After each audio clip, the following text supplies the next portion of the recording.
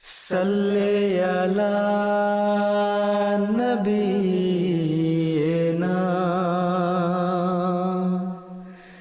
salli ala Muhammadin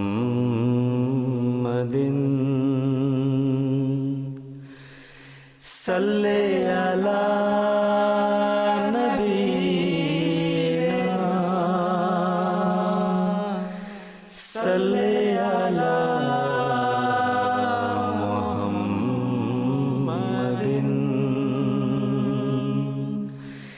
salli ala habibina salli ala Muhammadin salli ala Muhammadin.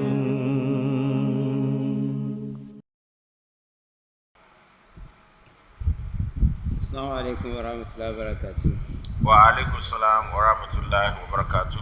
Ní orúkọ Allah olóore òfin aláàánú jùlọ, Khilaafat-e-Ahmadiyya gẹ́gẹ́ bí àsọtẹ́lẹ̀ fún ìṣètòjọba ẹ̀tọ́ àti àlàáfíà ní ìkẹyìn ayé. Ó dùn mọ́ni jọjọ pé lọ́tún lósì aṣáájú ẹ̀dá òṣìṣẹ́ ńlá Muhammad sallallahu alaihi wasallam wọ́n sọ àsọtẹ́lẹ̀ pé ẹnìkan yóò dìde ní àkókò rọ̀lẹ́ ayé fún àtúnṣe ẹ̀sìn àti ìgbàgbọ́ ọmọnìyàn, wọ́n sì wá dá àlàáfíà padà sórílẹ̀ ayé lẹ́yìn ọ̀pọ̀lọpọ̀ ìtàjẹ̀sílẹ̀ àti ìpànìyàn tí ọmọ ẹ̀dá ènìyàn yóò fojú bà. Òṣìṣẹ́ ńlá Muhammad sallallahu alaihi wasallam wọ́n ní tí ọjọ́ ayé bá fọ ọjọ́ kan ṣoṣo gírò, Ọlọ́run ọba Allah kò ní jẹ́ kọjọ́ náà ó dópin kílé ayé dópin títí tí ó fi gbé ẹnìkan dìde gẹ́gẹ́ bí ọmọ lẹ́yìn àwọn nínú àwùjọ àwọn láti wá dá ọmọ ẹ̀dá ènìyàn padà sí ẹ̀tọ́. Ẹni náà yóò máa jẹ́ orúkọ àwọn, yóò máa jẹ́ orúkọ bàbá àwọn, orúkọ rẹ̀ yóò sì máa jẹ́ orúkọ tó jẹ mọ́ ti bàbá àwọn. Á tàn ká orílẹ̀ pẹ̀lú ẹ̀tọ́ àti déédéé, á sì mú ní ti ń jẹ́ ìrẹ́nijẹ àti ìwà àbàjẹ́ kúrò lórílẹ̀. Àrọ́bá yìí wà nínú Sunan Abu Dawud. Ní ìmúṣẹ ọ̀rọ̀ yìí, nígbà tí àkókò pé, Ọlọ́run ọba gbé dìde Hazrat Mirza Ghulam Ahmad alayhi salatu wa salam gẹ́gẹ́ bí mẹsáyà àti màdí tí a ń retí rẹ̀ fún àsìkò yìí láti wá fi àlàáfíà jọba àti ẹ̀tọ́ lórílẹ̀ ayé. Ọ̀pọ̀lọpọ̀ àwọn àmì látòde ọ̀run ló sì wá jẹ́rìí sí eléyìí.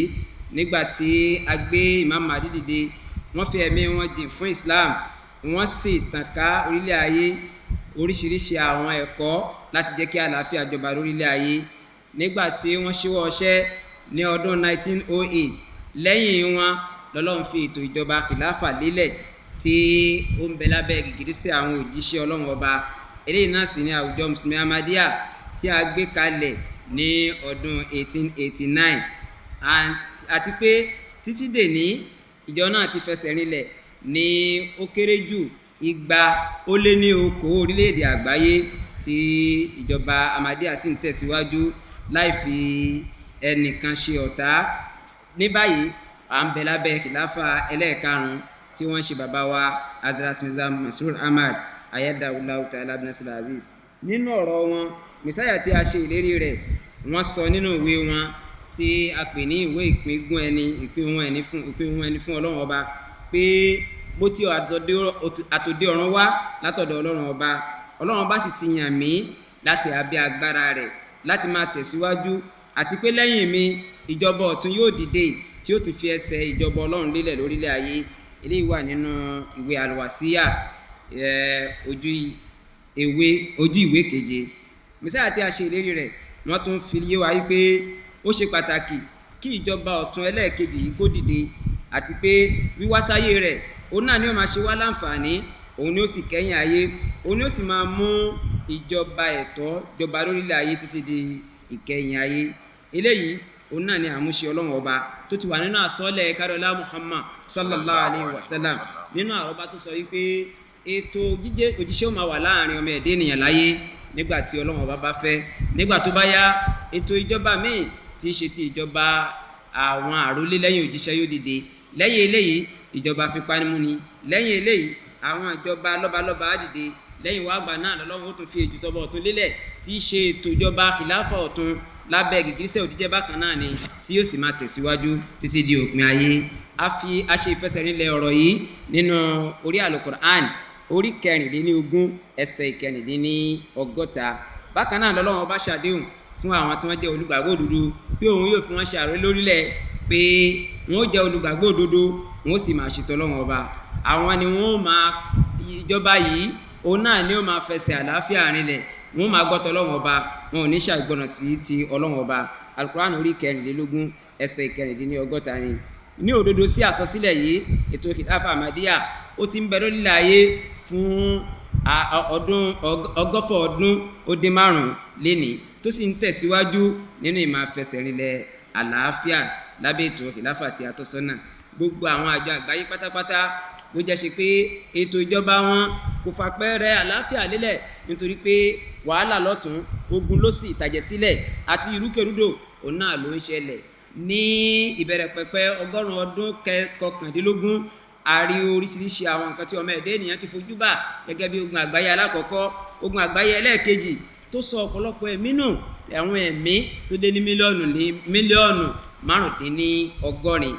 eléyìí fi hàn wá wípé àwọn ìjọba ayé kò lè pèsè àlàáfíà wọn kò sì lè pèsè ẹ̀tọ́ sórílẹ̀ ayé bí kò ṣe ìjọba ti Ọlọ́run ọba. orílẹ̀-èdè àgbáyé lọ́lọ́kan òjọ̀kan náà ni wọ́n ti pèrò láti wọ́nà bá láàfin ó ti jọba sórílẹ̀ ayé ṣùgbọ́n tí eléyìí kò rí múṣẹ nítorí pé ètò Ọlọ́run ọba wà fún bí àlàáfíà ó ti jọba lé ayé. lẹ́yìn eléyìí bẹ́lẹ̀ ìṣerí yìí a rí pé gbogbo àwọn àsọtẹ́lẹ̀ nípa ìfàyàbalẹ̀ wàhálà ìrúkèrúdò tí ó máa ṣẹlẹ̀ láyé yìí ó jẹ́ àsọsílẹ̀ kárọ̀lá Muhammad sallallahu alaihi wasallam. bákan náà ló wà nínú àkọsílẹ̀ àwọn ìwé ẹ̀sìn lọ́lọ́kan òjọ̀kan tabawo ní ìwé Matthew orí 14 ẹsẹ̀ 7 asọ́lá sọsílẹ̀ pé orílẹ̀-èdè yóò dìde sí orílẹ̀-èdè ìjọba yóò dìde sí ìjọba ogun níwájú ogun lẹ́yìn àjàkálẹ̀ àrùn ìṣẹ́ ilẹ̀ àtoríṣiríṣi àwọn nǹkan aburú òun náà ni ó máa ṣẹlẹ̀. Al-Qur'an náà tún fìdí eléyìí rinlẹ̀ nínú Al-Qur'an orí 21 ẹsẹ̀ 100 pé àwọn ọjọ́ náà ń bọ̀ tó jẹ́ ṣe yí pé a ó fi àwọn èèyàn sínú ọ̀gbun wàhálà àti ìṣòro títí tí bìlà ó fi fún nígbà náà ní àwa kó àwọn èèyàn jọ. nítẹ̀síwájú sí eléyìí ọ̀pọ̀lọpọ̀ ìlànà àwọn ìpànìyàn àti ìtàjẹ̀sílẹ̀ àti àwọn àwọn aburú òun náà ló ń bẹ lásọsílẹ̀ nínú ọ̀rọ̀ kárọ̀lá Muhammad sallallahu alaihi wasallam nínú tí ó máa ṣẹlẹ̀ síwájú kí a tó gbé àrólé dìde nínú abẹ́ ètò kìláfà. ìbéèrè tá a béèrè lọ́wọ́ ara wa òun náà ni wípé ǹjẹ́ gbogbo nǹkan tó ń ṣẹlẹ̀ ní àárín ọmọnìyàn yìí kí wá ní ọ̀nà àbáyọ ńbo là ń lọ ńbo là ń rè kí ni ojú ìtú tí gbogbo àwọn àṣòro àti wàhálà yìí ǹjẹ́ àlàáfíà wa lè jọba láyé bí ǹjẹ́ ẹsẹ̀ òtítọ́ ìgbàgbọ́ òdodo ǹjẹ́ wa lè fẹsẹ̀ rinlẹ̀ láyé bí báwo láyé ṣe dẹ́kun wàhálà àti rògbòdìyàn tó gbojú kan nílé ayé. mo sọ gbangba fún yín pé orísun kan tí ó mú àlàáfíà wá fún gbogbo àwọn ìbéèrè yìí òun náà ni Khilaafat-e-Ahmadiyya gẹ́gẹ́ bí àsọsẹ́lẹ̀ fún ètò ìjọba ẹ̀tọ́ àti àlàáfíà lórílẹ̀ ayé.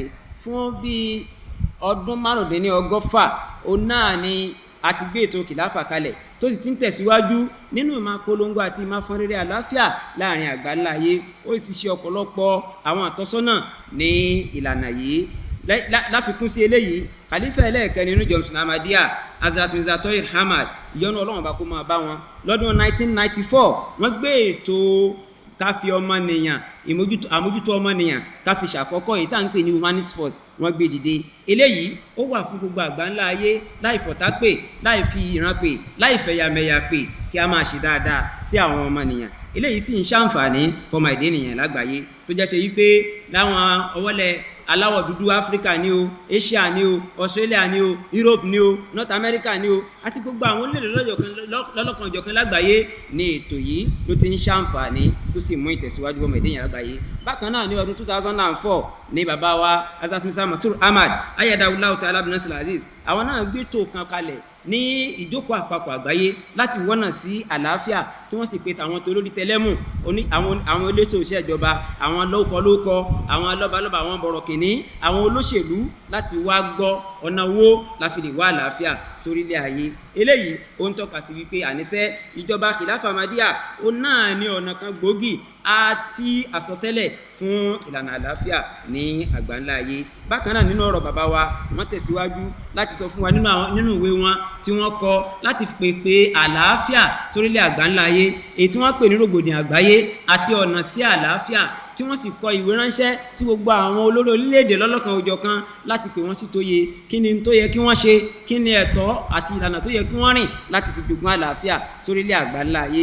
Wọ́n mẹ́nubà oríṣiríṣi àwọn ọ̀nà tí Al-Qur'an àti hadith ọ̀rọ̀ òjíṣẹ́ ńlá Muhammad sallallahu alaihi wasallam tó tọ́ka sí fún wa láti pèsè àlàáfíà sórílẹ̀ àgbáńlá ayé. Lára àwọn tán mẹ́nubà òun náà ni wípé kí gbogbo àwọn orílẹ̀-èdè tí wọ́n jẹ́ àkókò gàgàrà kí wọ́n gbìyànjú kí wọ́n má rẹ̀ kékeré jẹ, kí wọ́n sì fa àwọn ọ̀lẹ kí wọ́n fa àwọn sókè, kí wọ́n sì má ṣojú kòkòrò wọ bíà sí ogún ológun, kí wọ́n ògbé wọn kó fohùn fólóhùn, kí wọ́n má jẹ gàba lórí ẹ̀tọ́ àwọn èèyàn. Oríṣiríṣi àwọn orílẹ̀-èdè kéréje ni wọ́n ní àwọn ohun àlùmọ́ọ́nì lórílẹ̀ tó jẹ́ ṣe wípé àwọn orílẹ̀-èdè tó ti lágbára tán ti làákùn láká wọ́n ń ṣojú kòkòrò rẹ̀, wọ́n sì ń rẹ́ wọn jẹ lórí àwọn ohun àlùmọ́ọ́nì wọn. Kàkà kó gbé wọn kó fohùn fólóhùn, kàkà bẹ́ẹ̀ wọ́n ń jẹun olóhùn mọ́ tiwọn ni.